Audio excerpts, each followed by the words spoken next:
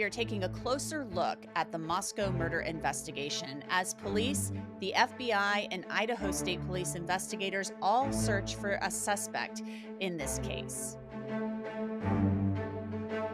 Joining me to discuss this investigation, this massive investigation, is Fil Waters. He is a veteran homicide detective, retired from the Houston Police Department. He worked many, many high-profile cases in his time there. Fil, welcome back to Sidebar. Thanks for coming on. Thank you, Angenette. I appreciate you all asking me back. Yeah, we always love having you on. Fil, this case astounds me, not just because I was out there and I was at the scene, but the fact that law enforcement has received anywhere from between 10,000 and 15,000 tips and leads, plus they're wading through all of this digital evidence, these submissions, like thousands of videos and photos, things like that. When you hear things like that, what comes to mind? Well, a lot of moving parts, and this would explain why they have added some additional, I think, special agents and maybe some state troopers to this the process, the investigation, because the amount of evidence that they've gathered, that they've collected, is insurmountable, and now the clues, the tips they're getting from all these different ways of getting tips to police, that has become a huge mountain to climb. So they're going through them as best they can. They're not. I mean, people have got to understand this is not an easy process. It's not a matter of you plug it into some magical computer somewhere and all of a sudden, boom, they start throwing up pictures and suspects and that kind of thing. It's a tedious process to go through all this evidence and all these clues. Hey there, everybody. Jesse Weber here from Sidebar. On our next episode of Prime Crime, it is a case truly unlike any other. Darrell Brooks Jr. This was the man accused of driving an SUV through a holiday parade, leaving a path of death and destruction behind him.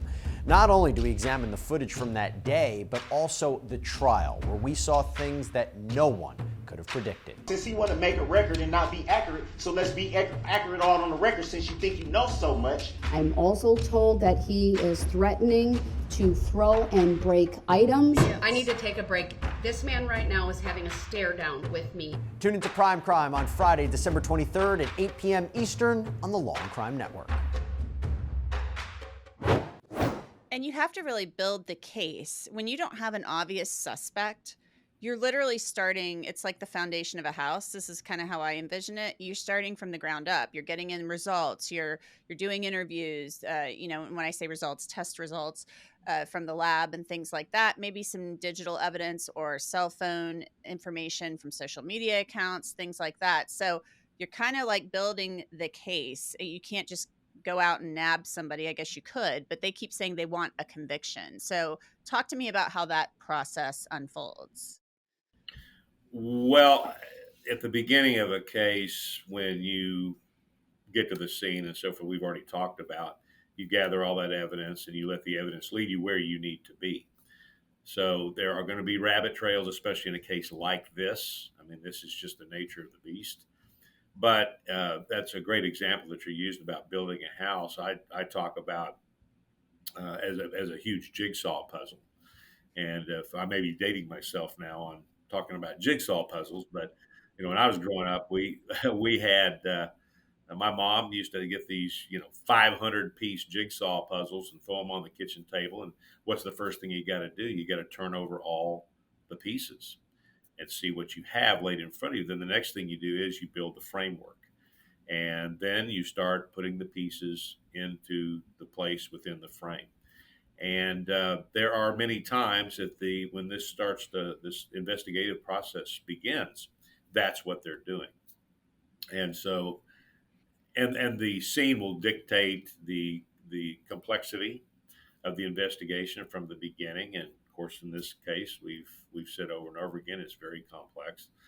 So the things they're doing and putting together, it has to be a methodical approach. And in building that case, they're doing two things at once, and they're they're trying to find a suspect, obviously, Right. but they're trying to build that case for the future prosecution to make sure that they have a solid case and that something doesn't fall apart when that day comes. So it is kind of a twofold process, and it's all melded together. And so in this case, again, you've got a ton of evidence, and we're hoping and praying that it's leading him to the right person who's done the wrong thing. They keep telling us, and Aaron Snell with the Idaho State Police, who's acting as one of the spokespeople, that they don't have a suspect. They just don't. Do you think that's accurate? Or are they just not wanting to tip their hands? Or do you think they truly don't have a suspect? Well, I don't know. I think this phrasing that's been used here in the last, I don't know, 20 years or so, this person of interest stuff. I never use the term. I am glad that nobody has uttered that at this point. And so because my philosophy, well, number one, A Person of Interest was a television show on CBS, and if I'm interested in you, you're a suspect. So I'm glad to see we're not using that phrasing, but I think that there may be some aspect. I know for a fact there are some aspects of this investigation that they are not going to divulge. They do not want to stand up there and say we have a suspect identified, because that will bring an onslaught of questions, media. I mean, that would just uncork a Pandora's box. Mm-hmm. So I understand that, whether they have one or not. I think this is not the point in time, and obviously they've made that judgment, if they have one, to not divulge that at this time. Yeah, and I never like the word person of interest. It drives me crazy. Terrible. It's like a euphemism. Whoever coined it, I don't like it. You're a suspect or you're not. I mean, let's just not mince words. Yeah. I mean, it's not like suspect is a dirty word here. The Hyundai Elantra, the white Hyundai Elantra, they keep saying, they've said some things in the last several days. We're confident the person or persons in that vehicle have information critical to this case. To me, I feel like they believe, and they have said, won't say this, but they believe the vehicle, it was there, it was in the immediate area of the house. To me, it makes it feel like they think the person or persons in that car did this. They won't say that, but what's your feeling on that? Well, I can't, I understand why they're not coming out with some definitive statement that, yeah, the people in this car did it, because there is a possibility that they did not. So we want to be careful here, and what they have developed here is what we would call an affirmative link between that car and the scene.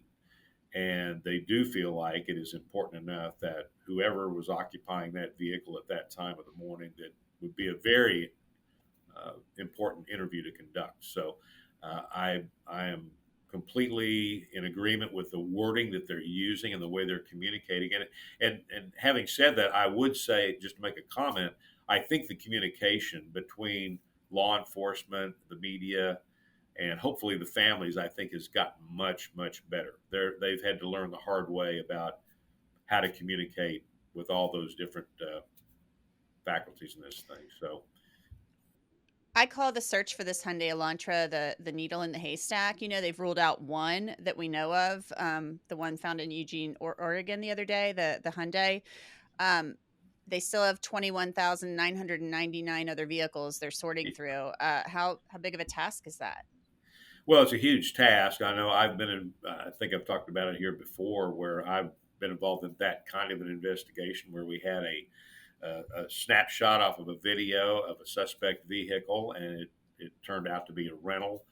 And I was down at CarMax lining up 4 white SUVs to try to determine which one it was, and we were able to do that. But it is a huge task. I'm sure there's no doubt they've gone through their databases with the DMV and probably the adjoining state as well, and narrowed them down to white Elantras. It's too bad the one in Washington State turned out to be a bust, but it shows that people are aware, And thankfully, they got that clue and were able to eliminate something. And again, it's as important to eliminate portions of this as it is to find the right aspects of it. I mean, how do you think they're doing so far? Obviously, we aren't in the war room, in the Moscow PD, but just from the outside looking in, what's your feeling on that? Well, given the enormity of this scene and the resources that were requested by Moscow PD at the beginning, they had enough foresight and wisdom to get the state police involved, get the FBI involved, and those entities get involved because they've been requested. It's I think I've said it before that it's not like Die Hard, gentlemen, I give you the FBI. It just doesn't work that way.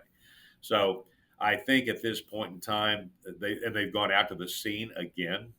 They brought in it was looks like a law enforcement fed or a state trooper had gone into the scene again with some kind of a carry-all that he had with him, and there's no telling what that was. I mean, I'm sure they've done fingerprinting, they've done DNA swabbing, they've done a whole host of things there, but there was something that they went back to take a second look at. So they're working, and it is progressing, and it's just going to. It may come down to just the right phone call from the right person. So I've had cases cleared like that that went on for months and months and months, and all of a sudden, boom, you get that phone call. So I know people have said it over and over again, but folks have just got to be patient. These guys are doing their due diligence, and let them do their jobs. And finally, this whole questioning, so early in this investigation about whether the case is going cold. I kind of took issue with that when I saw that, questioning and reporting here. I understand the fear that people don't want it to go cold, but cold means this thing, my understanding is that it's put the files in a box and it's up on the shelf because you have nowhere else to go with it. That's exactly right. There's a criteria with which you name a case a cold case. I think people are just using that terminology. A lot of the media uses that terminology because it sounds, sophisticated, I guess, from a law enforcement aspect. But I know at the Houston Police Department, and I don't think the criteria is much different around the country, but we had to have a case for 3 years and had to have had all active leads exhausted, where we have just hit the wall and there is nothing left that we can do. Interviewed everybody we could interview and so forth. So, and then it was turned over to the cold case unit. So the fact that it's going to go cold here, I wish that would quit being thrown out there, because that's not a good thing for the families, for that matter, to constantly hear that kind of thing. So they need to be more encouraged about what law enforcement is doing and what they're accomplishing at this point. And again, we're hoping and praying that they get a suspect and find the right person who's done this wrong thing. Well, Fil Waters, thank you so much, as always, for your expertise and your time. We appreciate it. Thank you, Angenette. I appreciate you. And that's it for this edition of Law and Crime Sidebar Podcast. It is produced by Sam Goldberg, Michael Deininger, and Logan Harris. Bobby Szoke is our YouTube manager. Alyssa Fisher handles our bookings, and Kiara Bronson does our social media. You can listen to and download Sidebar on Apple, Spotify, Google, and wherever else you get your podcasts. And of course, you can always watch it on Law and Crime's YouTube channel. I'm Angenette Levy, and we will see you next time.